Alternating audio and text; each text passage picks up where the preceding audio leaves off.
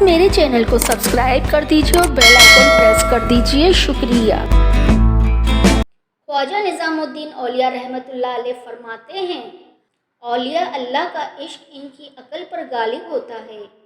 नेक लोगों की सोहबत इख्तियार करो कि सोहबत में बड़ा असर होता है। दरवेश को चाहिए कि न खुशी से खुश हो और न गम से गमनाक। मर्द जब इल्म सीखता है तो उसे शर्फ हासिल होता है।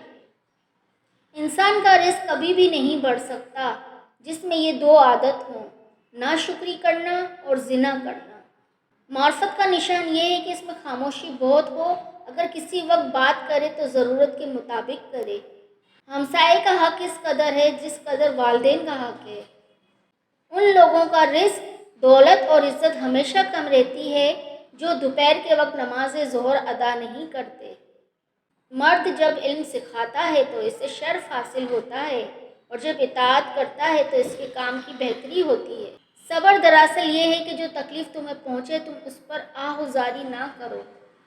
कुरान कहता है, अपने दुश्मनों की चालों से परेशान ना हुआ कर, बेशक तेरा रब बेहतरीन चाल चलने वाला है। खूबसूरती तो ख़त्म और तब्दील हो जाती है, सीरत ना तो ख़त्म होती है ना तब्दील। नेक लोगों की सोहबत इख्तियार करो कि सोहबत में बड़ा असर होता है। हर एक का जुल्म सहना चाहिए और इसका बदला लेने की नीयत भी नहीं करनी चाहिए। असल दानाई ये है कि दुनिया को तर्क किया जाए। मामले के वक्त इस किस्म की गुफ्तगू करनी चाहिए जिससे गर्दन की रगें नमूदार ना हो, यानी तासुब और गज़ब की अलामत ना पाई जाए।